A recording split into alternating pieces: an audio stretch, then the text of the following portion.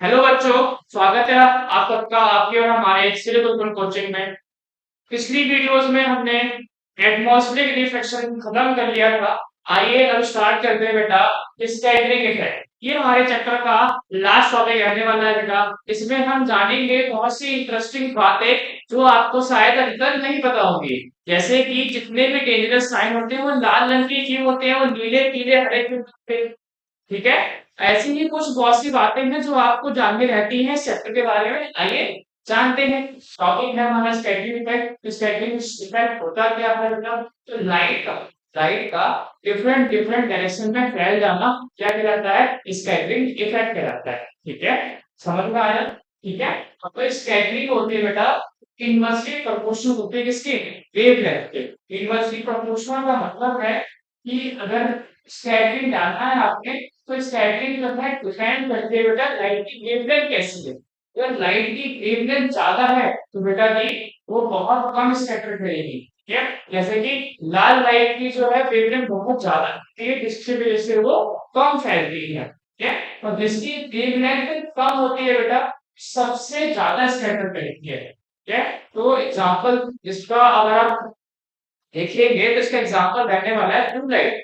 Tubelight है बेटा उसकी वेवलेंथ बहुत कम होती है जिसकी वजह से वो ज्यादा स्कैटर कर जाती है। ठीक है, चलिए आगे बढ़ते हैं बेटा। आगे है हमारा टेंडल इफेक्ट। टेंडल इफेक्ट क्या होता है बेटा?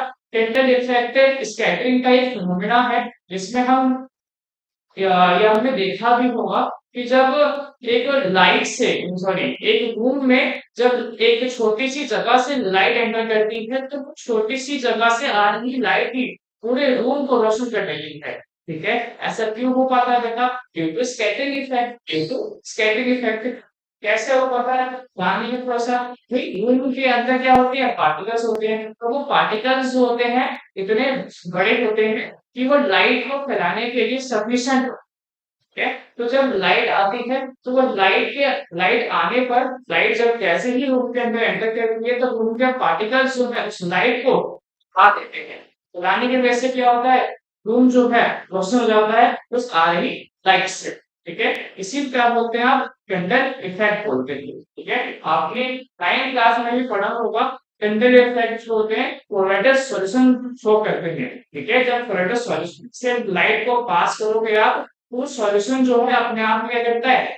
पाथ को रोशन कर देता है, पाथ को जगमगा देता है। ठीक है, लाइट हाथ में पड़ेगी बेटा वही बात लिखी हुई है कि जब लाइट किसी कोलेटल सॉल्यूशन से पास करेंगे तो वो पाथ को विजुलाइज कर देता है। इसी को क्या बोलेंगे आप? कैंडल इफेक्ट बोलेंगे। नीचे जो एग्जांपल लिखे हुए हैं क्या एक एग्जांपल तो आपका जो मैंने आपको दिया रूम वाला कि जब नीचे लाइट आ रही होगी वो रूम को रोशन कर देगी।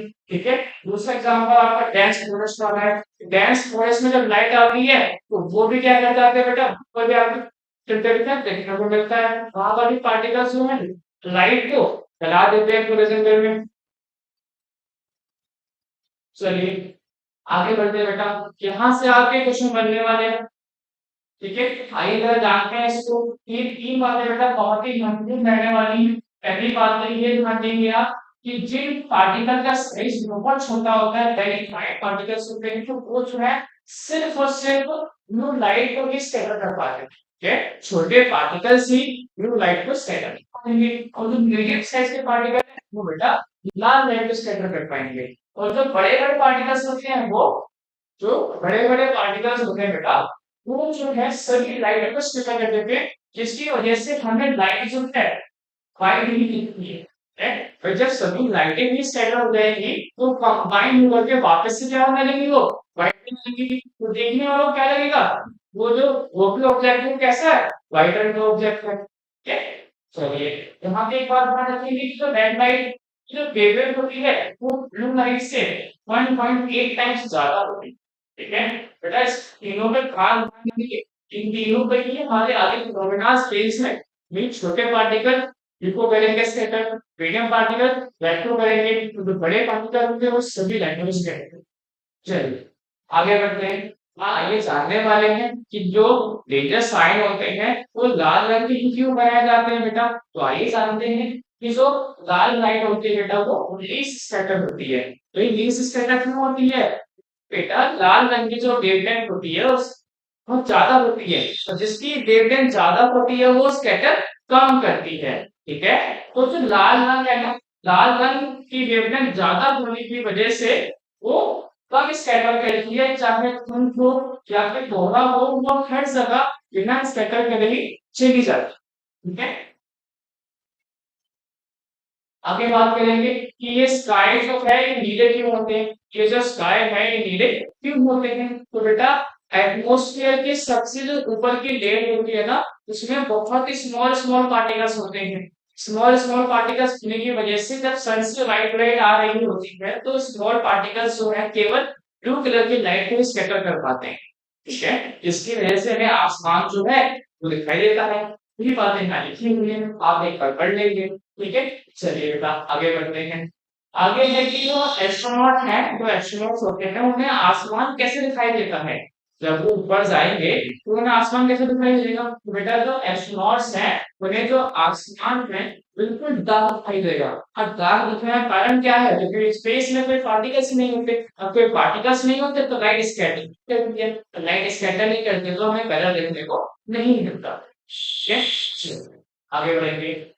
यही बात यहाँ पर लिखी हुई है बेटा। ठीक है, चलिए आगे बढ़ते हैं। ये जो बादल है, जो बादल है वो बादल आपको व्हाइट कैसे दिखते हैं। ठीक है, तो बेटा जी जो बादल बनते हैं कैसे बनते हैं, वाटर ड्रॉपलेट से बनते हैं, वाटर वेपर से बनते हैं। जब पानी कम समुद्र का पानी गर्म कर देता है वही वाटर वेपर ऊपर जाते हैं, फिर ऊपर जा करके वो कंडेंस होते हैं, कंडेंस होकर के वो बड़े बड़े पार्टिकल्स में कन्वर्ट हो जाते हैं। और बड़े पार्टिकल्स होते हैं सभी लाइटों को स्कैटर कर देते हैं। तो जब सन से लाइट आती है बादल में जाती है, सभी लाइटों को स्कैटर कर देते हैं। और मैंने आपको पढ़ाया है अभी, जो सभी लाइट जब सारी लाइटें स्कैटर होंगी तो देखने में लगेगा, देखने में वो व्हाइट ही लगेगा। तो जब व्हाइट सन से लाइट आई, बादल में गई, बादल के पार्टिकल में सभी लाइटों को स्कैटर कर दी, जिसकी वजह से आपको बादल देखने में व्हाइट ही दिखते हैं। ठीक है, आई होप आपको समझ में आया होगा बेटा। ये सारे फिनोमेना जो हैं आपको क्लियर मिले होंगे। एक लास्ट नंबर रह गया, जब सन डूबता है या सन जब डूबता है तो उस समय जो है आपको आसमान जो है कलरफुल दिखता है। कभी सन रेड येलो ब्लू ऐसे आपको कलर देखने को मिलते हैं। और सन जो होता है आपका सन, जो सन है वो आपको लाल दिखता है, और जो आसपास का उसका आसपास है सन के तो कलरफुल देखने को मिलते हैं, तो ऐसा क्यों होता है। तो बेटा इसका आंसर छुपा है यहाँ पर, यहाँ देखेंगे जब सन राइज होता है या फिर सन सेट होता है तो बेटा सन जो है कहाँ होता है, सन अपने ओरिजिन पे होता है। सन कहाँ होता है, ओरिजिन पे होता है। ओरिजिन पे होने की वजह से उसको अर्थ तक पहुंचने के लिए मैक्सिमम डिस्टेंस ट्रेवल करना होता है। मैक्सिमम डिस्टेंस ट्रेवल करते टाइम डिफरेंट डिफरेंट पार्टिकल उसके रास्ते में आते हैं। तो अलग अलग पार्टिकल साइज में अलग अलग पार्टिकल अलग अलग वेवलेंथ को स्कैटर कर देते हैं। ठीक है, जिसकी वजह से हमें अलग अलग रंग देखने को मिलते हैं आसमान के अंदर। तो लाल रंग की जो वेवलेंथ है वो सबसे बड़ी होती है, वो इतनी जल्दी स्कैटर नहीं हो पाती है, तो इसलिए हमें सन जो है लाल दिखता है कि लाल रंग कम स्कैटर होता है, तो सीधी लाल लाइटिंग हमारे आंखों में पड़ती है तो हमें सन लाल दिखता है। लेकिन जो उसके आसपास कलर होते हैं वो हमें अलग अलग रंग के दिखते हैं। ठीक है, यही सारी बातें यहाँ पे लिखी हुई है। ठीक है, एक बार पढ़ लेंगे बेटा। चलिए, उम्मीद करता हूँ आपको ये समझ में आया होगा। यही पे हमारा चैप्टर खत्म होता है बेटा। जिसके लिए हमारी पिछली वीडियो देखिए वो बेल आइकन को प्रेस कर देगा, वहां पर सभी वीडियो को लिंक मिल जाएगा। ठीक है, चलिए अब यहीं पे हम अपना चैप्टर खत्म करते हैं। हम मिलते हैं नेक्स्ट वीडियो में नए चैप्टर के साथ में। Thank you so much. And अगर वीडियो पसंद आई है तो लाइक करें एंड शेयर। धन्यवाद।